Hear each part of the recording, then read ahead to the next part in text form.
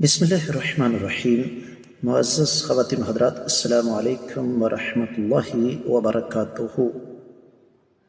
دین اسلام سے بڑھ کر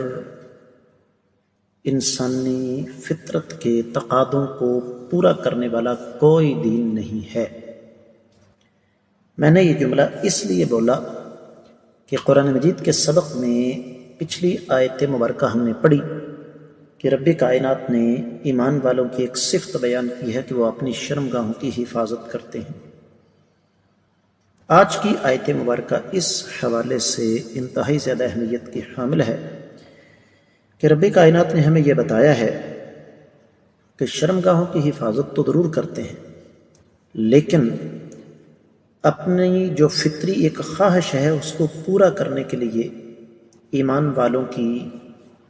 کیا کیفیت ہے، وہ یہ کام کیسے کرتے ہیں۔ معمول کے مطابق سب سے پہلے آیت مبارکہ کی تلاوت اللہ رب العزت ارشاد فرماتے ہیں،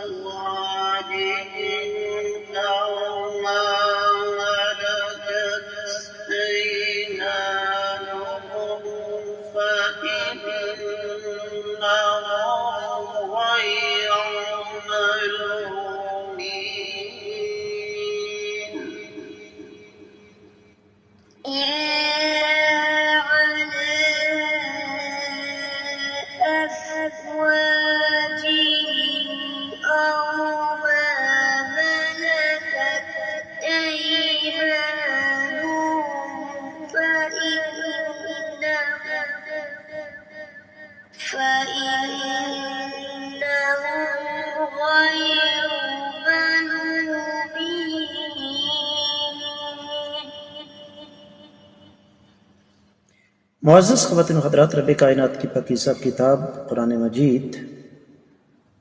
18واں پارہ سورہ مبارکہ کا نام المؤمنون، اور اس عظیم سورہ مبارکہ کی 6ٹی آیت مبارکہ، جس طرح میں نے آپ کی خدمت میں عرض کیا کہ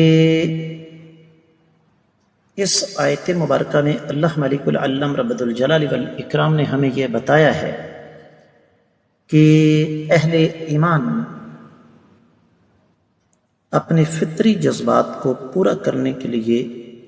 ان کے پاس کون سا راستہ ہے۔ تو اللہ رب العزت ارشاد فرماتے ہیں، پچھلی آیت مبارکہ کو ساتھ ملا کر میں بات کروں گا کہ والذین هم لفروجہم حافظون، یہ وہ لوگ ہیں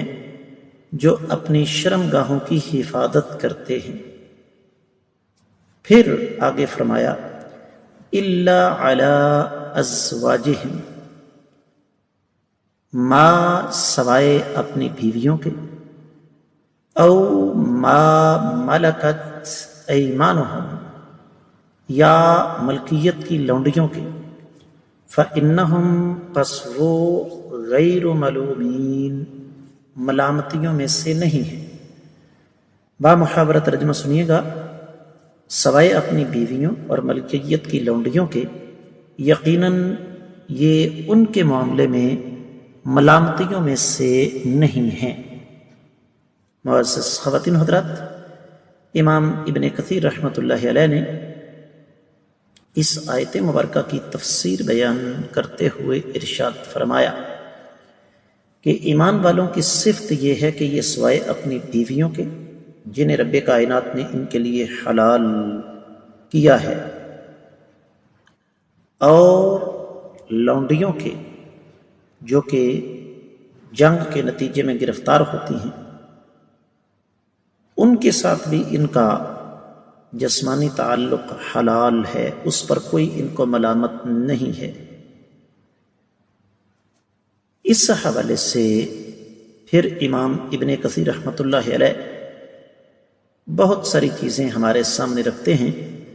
ان میں کچھ آثار ہیں صحابہ اکرام کے، لیکن خود ہی فرماتے ہیں کہ یہ آثار سند کے اعتبار سے صحیح نہیں ہیں، لہذا انہیں یہاں پر بیان کرنے کی کوئی ضرورت نہیں ہے۔ البتہ ایک حدیث جو کہ امام ابن کثیر رحمۃ اللہ علیہ نے یہاں پر بیان فرمائی وہ میں ضرور آپ کو بتاؤں گا کہ اللہ کے رسول صلی اللہ علیہ وآلہ وسلم کا ارشاد گرامی ہے، اللہ تعالی 7 قسم کے لوگوں کی طرف نظر رحمت سے قیامت والے دن نہیں دیکھیں گے۔ اب اس حدیث کا درجہ کیسا ہے یہ بھی میں آپ کی خدمت میں عرض کر دیتا ہوں کہ اس میں ابن لہیع ایک راوی ہے اور پھر اس کا استاد،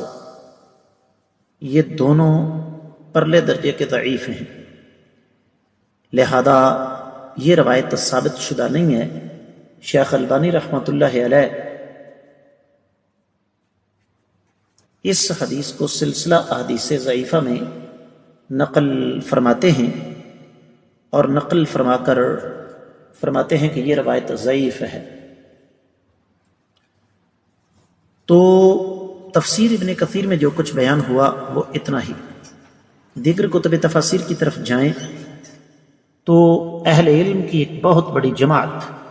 جن میں امام ابن جریر، امام وحدی الوجیز میں، امام سمعانی اور مادی قریب میں امام سعدی ابن عاشور، پھر اسی طریقے سے امام زمخشری، امام ابو حیان، اور پھر یہ ابن العربی، ابن عربی نہیں، ابن العربی، امام ابن العربی احکام القرآن میں جو تفصیل بیان کرتے ہیں اس کا خلاصہ یہ ہے کہ اللہ مالک العلم رب الجلال والاکرام انسانی فطرت کے تقاضوں کو سمجھتے ہوئے ہمیں وہ احکامات عطا فرما رہے ہیں جن کا توڑ، جن کا جواب کسی کے پاس نہیں ہے، کہ رب کائنات نے جائز اور حلال راستہ اختیار کرنے کا طریقہ ہمیں بتایا، اور وہ ہے اپنی بیویاں جن کے ساتھ نکاح ہوا ہے یا پھر جنگ کے نتیجے میں پکڑی جانے والی لونڈیاں۔ یہاں پر وحدۃ تفسیر میں ایک بات لکھی ہوئی ہے، بڑا قیمتی جملہ ہے، والاسلام لم یجز الرق الا فی الحرب المشروعہ، اسلام غلامی کو کسی بھی شکل میں جائز قرار نہیں دیتا ما سوائے مشروع جنگ کے۔ اور اسلام جب آیا تو غلامی عروج پر تھی، لیکن اسلام نے آہستہ آہستہ اس انداز سے ہمیں رہنمائی دی کہ لونڈیوں کا تصور ختم ہو گیا۔ میں آپ کی خدمت میں عرض کر دوں کہ اگرچہ سرمایہ دارانہ نظام میں یا فیوڈل آقائی نظام میں غیر اعلانیہ طور پر لونڈی کا تصور موجود ہے، لیکن اسلام نے اس کی اس انداز سے نفی کی کہ بتدریج یہ سلسلہ ختم ہوتا چلا گیا۔ تفسیر روح البیان میں ایک اور بات لکھی ہوئی ہے کہ یہ جو حکم ہے الا علی ازواجہم او ما ملکت ایمانہم، اس حکم کی اگر وضاحت کی طرف جایا جائے تو بہت سارے مسئلے خود بخود حل ہو جاتے ہیں، اور اس آیت مبارکہ میں لفظ ازواج استعمال ہوا ہے، یہ مردوں اور عورتوں دونوں کے لیے آتا ہے، زوج بیوی کو بھی کہتے ہیں اور شوہر کو بھی کہتے ہیں۔ تو حاصل کلام یہ ہے کہ رب کائنات نے یہاں پر ہمیں اپنی عزت کی حفاظت کے ساتھ ساتھ اپنے فطری جذبات کی تسکین کا ایک جائز اور حلال راستہ اختیار کرنے کا حکم دیا۔ میں امید کرتا ہوں کہ انشاءاللہ آپ کو یہ سمجھ آ گئی ہوگی۔ آج کے سبق سے اجازت چاہوں گا۔ السلام علیکم ورحمۃ اللہ وبرکاتہ۔